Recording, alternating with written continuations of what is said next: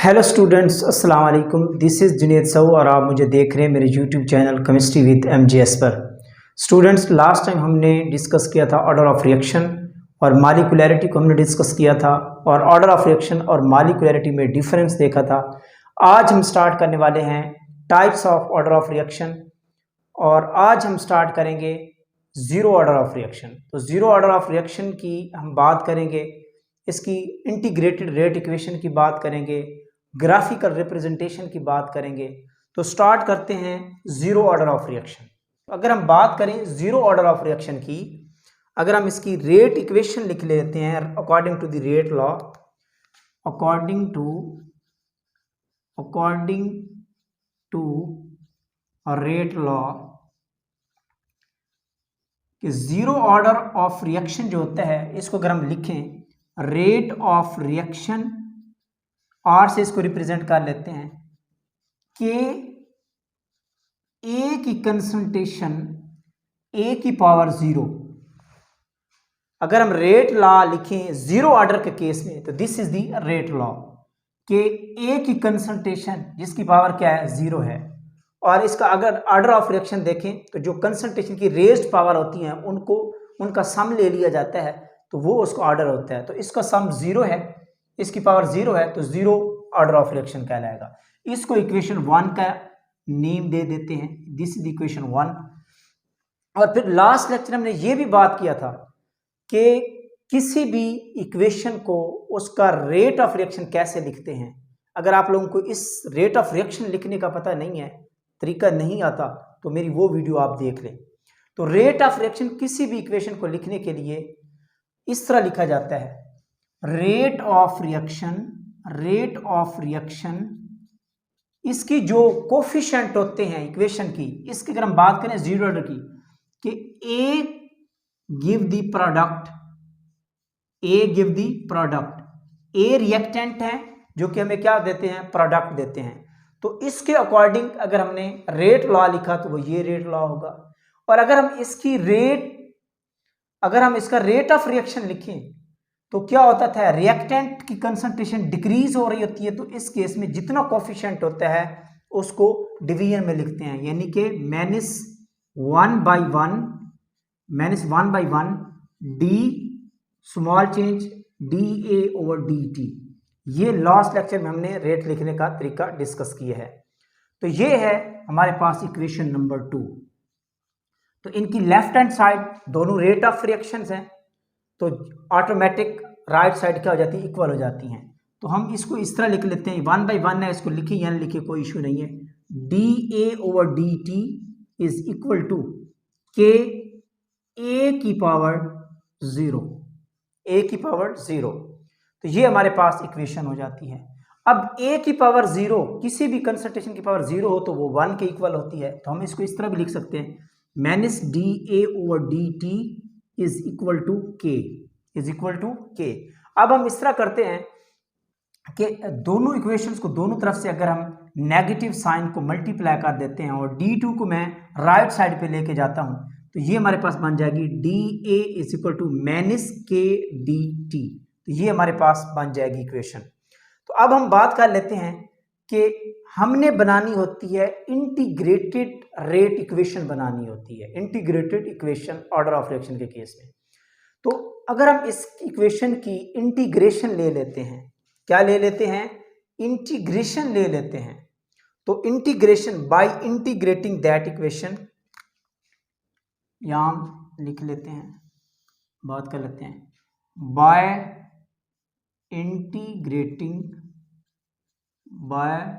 Integrating the equation. इस equation को equation number 3 का नेम दे दें। इक्वेशन नंबर 3 को इंटीग्रेट करने पर तो दोनों तरफ से इसको इंटीग्रेट कर लेते हैं। तो integration of dA is equal to integration of, जो कांस्टेंट होता है उसको बाहर रखते हैं, तो -k को हम आउटसाइड रख लेते हैं और इंटीग्रेशन ऑफ dt। और जब भी इंटीग्रेशन ली जाती है तो लिमिट में ली जाती है।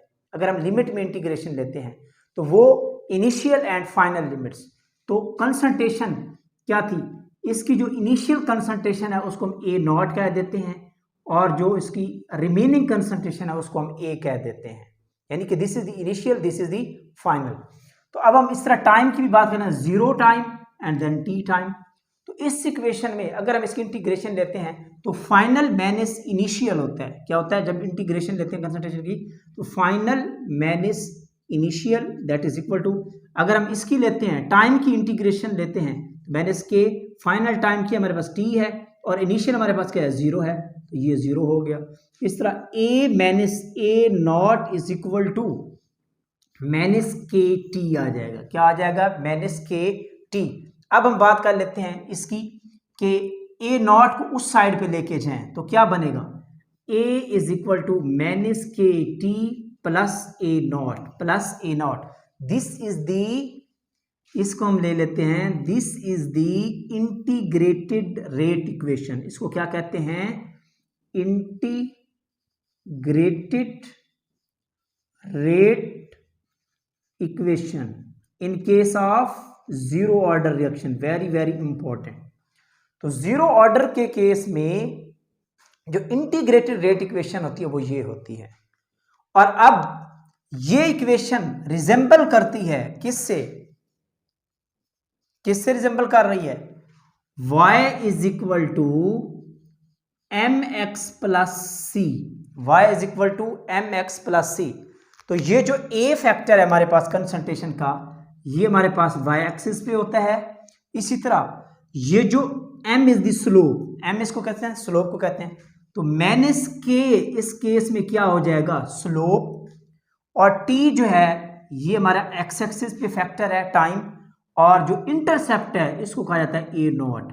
क्या हो जाता है? ए नॉट। तो ये हमारे पास इंटरसेप्ट है। तो अगर हम इसको ग्राफिकल वे में बात करें, इसकी ग्राफिकल रिप्रेजेंटेशन की बात करें, तो इसका ग्राफ कुछ ऐसे आता है। क्या आता है? ऐसे आता है ग्राफ। अब हमारे पास y एक्सिस पे क्या है? कंसंट्रेशन। a का फैक्टर है हमारे पास y एक्सिस पे, और x एक्सिस पे हमारे पास टाइम है। टाइम के अकॉर्डिंग कंसंट्रेशन डिक्रीज ही होती है। क्या होती है? डिक्रीज होती है। और तो इसका जो ग्राफ आता है जीरो ऑर्डर के केस में, वो ये ग्राफ आता है, इस तरह का ग्राफ आता है। और कौन सा स्लोप होता है? Negative slope. तो स्लोप की अगर हम बात करें, slope is equal to, slope होता है tan theta that is equal to minus K. This is the slope. In case of zero order reaction slope हमारे पास नेगेटिव होता है। क्या होता है? Straight line with negative slope. इसका ग्राफ कैसा होता है? Straight line with negative slope. और ये जो एंगल होता है थीटा एंगल, टेन थीटा, इस एंगल को हमेशा कंसीडर किया जाता है, नोट कर लें, एक्स एक्सिस, वाई एक्सिस। जब भी आपने एंगल को, अगर न्यूमेरिकल आ जाते हैं तो एंगल को जब भी आपने लेना है तो angle should make with the positive x axis. जो पॉजिटिव एक्स एक्सिस के साथ एंगल बनेगा वो हमने न्यूमेरिकल में लेना है। तो ये हमारे पास एंगल कंसीडर होगा। और slope is equal to tan theta that is equal to negative K. और ये जो है हमारे पास, what is mean by intercept? Intercept क्या होता है कि ये स्ट्रेट लाइन y एक्सिस को जिस पॉइंट पे कटा करती है, जिस पॉइंट पे कट करती है, वो उसका क्या होता है? स्लोप होता है। तो दिस इज द पॉइंट जहां पे y एक्सिस को ये स्ट्रेट लाइन इंटरसेक्ट कर रही है, तो इसको कहा जाता है इंटरसेप्ट कहा जाता है। क्या कहा जाता है? इंटरसेप्ट। और ये है हमारे पास ए नॉट। ये क्या है हमारे पास? ए नॉट है। This is the intercept. तो ये ए नॉट है, इसको कहा जाता है इंटरसेप्ट, जो कि क्या है? ए नॉट है। तो this is the graphical representation के इसको किस तरह जीरो ऑर्डर की जो ग्राफिकल रिप्रेजेंटेशन है, कंसंट्रेशन, रिएक्टेंट की कंसंट्रेशन वर्सेस टाइम, जो कि क्या कर रही है? With the passage of time, जैसे जैसे टाइम इंक्रीज करता जा रहा है और ए की कंसंट्रेशन रिएक्टेंट की क्या करती जा रही है? डिक्रीज करती जा रही है। और ये स्ट्रेट लाइन बनाती है विद नेगेटिव स्लोप, और इसका जो इंटरसेप्ट होता है वो क्या होता है? ए नॉट होता है। इसी तरह अगर हम बात करें इसके रेट ऑफ रिएक्शन की, तो इस इक्वेशन को अगर हम देखें, रेट ऑफ रिएक्शन की अगर हम बात करें, रेट ऑफ रिएक्शन की, तो ये इक्वेशन ये शो कर रही है इन case of zero order reaction के रेट ऑफ रिएक्शन ए की कंसंट्रेशन की पावर तो जीरो ही है, इट मींस 1 के इक्वल है। It means rate of reaction does not depend on the initial concentration, does not depend on the initial concentration या concentration of reactant. तो जो rate of reaction होता है वो कंसंट्रेशन ऑफ रिएक्टेंट पे depend ही नहीं करता। तो इस केस में जो ग्राफ आता है उसको हम 1 बाय 1 डिस्कस कर लेते हैं कि अब इसकी फर्दर ग्राफिकल रिप्रेजेंटेशन कैसे होगी, फर्दर ग्राफिकल रिप्रेजेंटेशन कैसे होगी।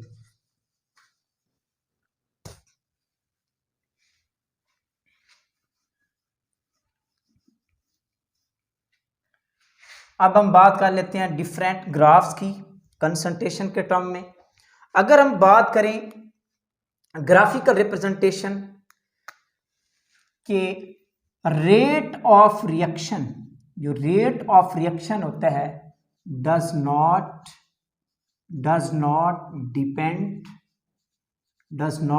डिपेंड अपॉन द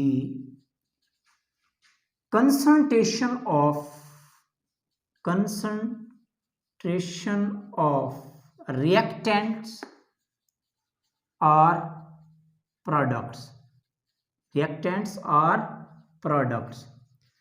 तो जीरो ऑर्डर के केस में रेट ऑफ रिएक्शन रिएक्टेंट और प्रोडक्ट की कंसंट्रेशन पे डिपेंड ही नहीं करता।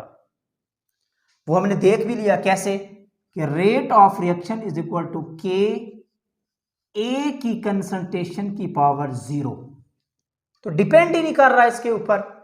इसका मतलब ये हुआ अगर हम इसके ग्राफिकल रिप्रेजेंटेशन की बात करें, अगर किसी एग्जाम में ये ग्राफ आ सकता है कि इन case of zero order reaction जो रेट ऑफ रिएक्शन होता है, रेट ऑफ रिएक्शन वो कंसंट्रेशन के हवाले से उसका कैसा ग्राफ आएगा, इंक्रीजिंग में होगा, डिक्रीजिंग में होगा, कैसा होगा। जब कंसंट्रेशन पे डिपेंड ही नहीं कर रहा तो इसका graph it mean rate remains the constant, rate remains constant. तो इस तरह का ग्राफ आपको मिलेगा रेट ऑफ रिएक्शन, तो इस तरह का ग्राफ मिलेगा कि यानी कि रेट क्या रहता है इन case of zero order, rate remains the constant. Concentration increase हो रही हो या चाहे डिक्रीज हो रही हो, रेट क्या रहता है, कांस्टेंट रहता है, कंसंट्रेशन पे डिपेंड ही नहीं करता। Very important point. अब हम बात कर लेते हैं कि इट मीन को जो रेट होता है वो कांस्टेंट के इक्वल होता है। क्या होता है इन case of zero order, rate हमें के की वैल्यू के बारे में हमें बताता है। और अब हम बात कर लेते हैं कि जो हमारे पास रेट इंटीग्रेटेड रेट इक्वेशन थी, क्या कहा हमने, integrated rate equation, integrated rate equation वो क्या है कि A is equal to A naught minus 2K, A is equal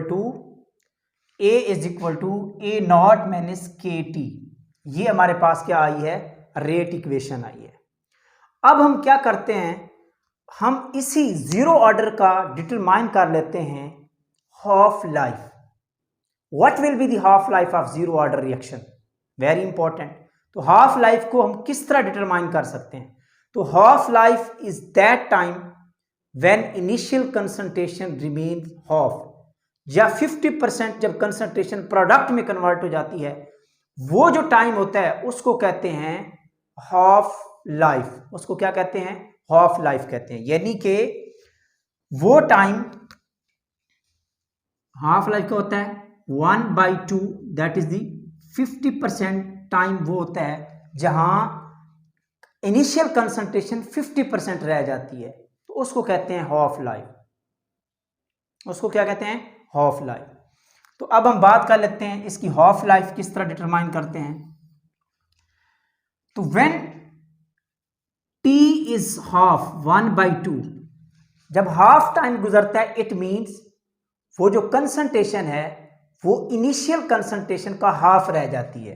तो ये नोट कर लें, A is the remaining concentration note कर लें, जब भी हम ये नोट देखेंगे, ये है remaining concentration, A naught is the initial concentration, जब टाइम 0 था इनिशियल कंसंट्रेशन, और टी इज द टाइम।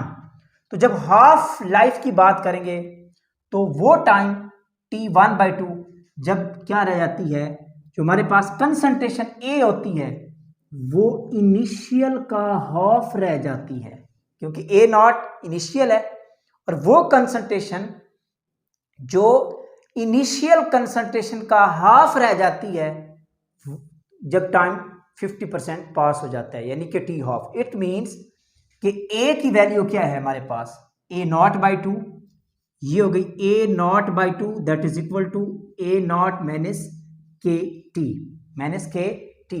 अब हम बात कर लेते हैं इस फैक्टर को, नेगेटिव फैक्टर, इसको इधर लेके आए, इसको इधर लेके आए, जब इधर लेके जाएंगे तो ये बन जाएगा के टी, और इस फैक्टर को उधर लेके जाएं तो ये बन गया A naught minus A naught by 2।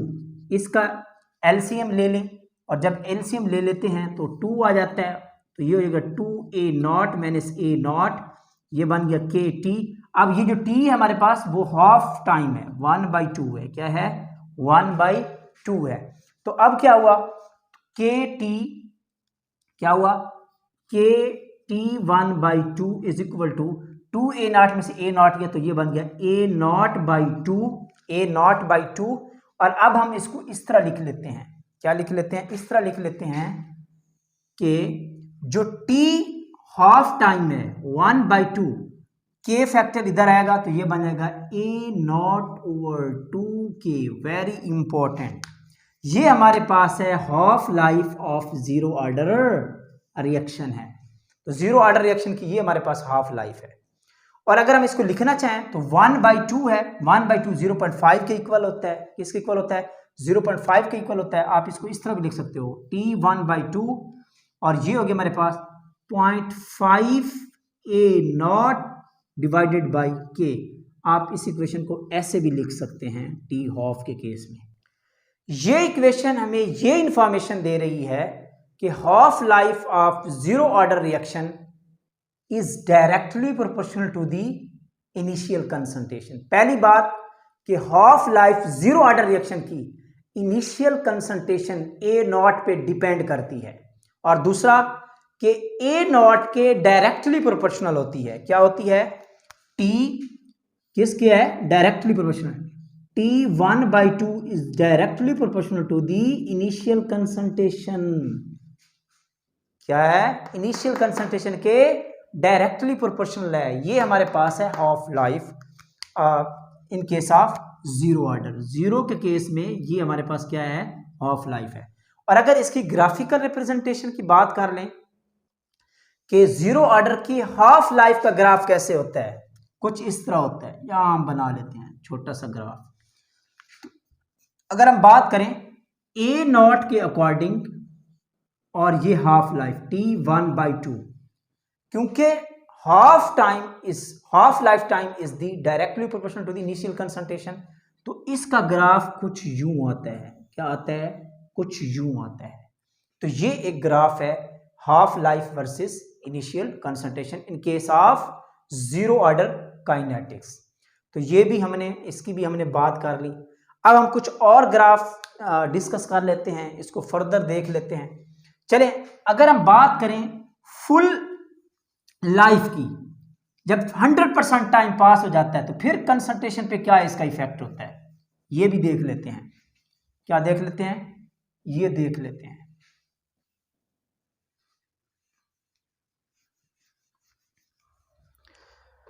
जब 100% टाइम, यानी कि जब सारे का सारा रिएक्टेंट कंज्यूम हो जाता है, तो उस वक्त फुल लाइफ जिसको कहते हैं, क्या कहते हैं, फुल लाइफ केस में जो जीरो ऑर्डर ऑफ रिएक्शन है उसका फुल लाइफ का कंसंट्रेशन पे क्या इफेक्ट है।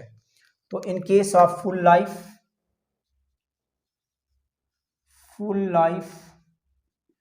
तो हमारे पास इक्वेशन क्या थी, A is equal to A naught minus K T, और जब टाइम हमारे पास 100% होता है, यानी कि जब t 100% है, यानी कि 1/2 नहीं है, 1 ही है, जब 100% टाइम होता है तो उस वक्त जो इनिशियल कंसंट्रेशन होती है A, वो बचती ही नहीं है, वो सारी की सारी कन्वर्ट हो चुकी होती है प्रोडक्ट में। यानी कि जो हमारे पास इनिशियल कंसंट्रेशन है, या जिसको रिमेनिंग कह देते हैं, आप रिमेनिंग भी कह देते हैं और इनिशियल भी कह सकते हैं, तो वो क्या हो जाती है, 0 हो जाती है। तो इस केस में A किसके इक्वल हो गया, 0, A0 माइनस KT। तो अब हमारे पास क्या हो गया, KT को इधर लेके आए तो ये बन गया A0, और अब क्या करें, T को निकालें, ये T हमारे पास फुल लाइफ है, क्या है, फुल लाइफ है, T क्या है, फुल लाइफ, फुल लाइफ, ये बन गया A0/K। तो इस केस में, फुल लाइफ के केस में A0/K ये हमारे पास आ गया, क्या ऑर्डर आ गया। तो फुल लाइफ भी 0 ऑर्डर रिएक्शन के केस में वो इनिशियल कंसंट्रेशन पे डिपेंड करती है, और उसके क्या है, डायरेक्टली प्रोपोर्शनल है। और अगर हम इसका ग्राफ डिस्कस करना चाहें तो ग्राफ भी बहुत इजी है, T फुल लाइफ और ये हमारे पास हो जाएगा इनिशियल कंसंट्रेशन। तो इस केस में भी कौन सा रिलेशन आएगा, डायरेक्टली प्रोपोर्शनल आएगा, बिल्कुल स्ट्रेट लाइन, जो कि 0 इंटरसेप्ट से, इसका इंटरसेप्ट 0 होगा, 0 पॉइंट से गुजरती हुई निकलती जाएगी। तो ये है हमारे पास ग्राफिकल रिप्रेजेंटेशन। अब हम कुछ और ग्राफ डिस्कस कर लेते हैं। तो ग्राफ डिस्कस कर लेते हैं। पहली बात तो हमने ये कहा, 1 बाय 1 डिस्कस कर लेते हैं, कि रेट जो है 0 ऑर्डर के केस में, क्या रेट, वो इनिशियल कंसंट्रेशन पे डिपेंड ही नहीं करता, तो कांस्टेंट ग्राफ आता है। क्या आता है, कांस्टेंट ग्राफ आता है। इसी तरह हमने ये भी कहा कि जब इनिशियल कंसंट्रेशन होती है या रिमेनिंग कंसंट्रेशन होती है, उस वक्त वर्सेस टाइम की अगर हम बात करें, किसकी, टाइम के अकॉर्डिंग अगर हम बात करें, तो उसका ग्राफ कुछ यूं आता था। क्या आता था, कुछ यूं आता था, यानी कि रिएक्टेंट की कंसंट्रेशन के क्या आता था, और इसका जो स्लोप होता था वो होता था माइनस के। क्या होता था, माइनस के।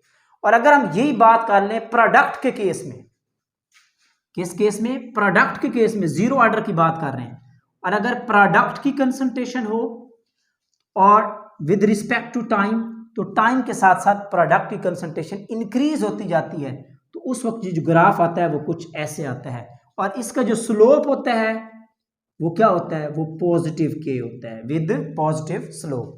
तो ये ग्राफ है। इसी तरह हाफ लाइफ की हमने अभी भी बात की है। हाफ लाइफ के केस में T1/2 के केस में जब इनिशियल कंसंट्रेशन की बात करते हैं रिएक्टेंट की, तो हाफ लाइफ इनिशियल के क्या है, डायरेक्टली प्रोपोर्शनल है। क्या है, डायरेक्टली प्रोपोर्शनल है। इस तरह फुल लाइफ की अगर हम बात करें, वेरी इंपॉर्टेंट ग्राफ्स, अगर हम T फुल लाइफ की बात करें तो वो भी इनिशियल कंसंट्रेशन या रिएक्टेंट की कंसंट्रेशन की क्या है, डायरेक्टली प्रोपोर्शनल ग्राफ होता है।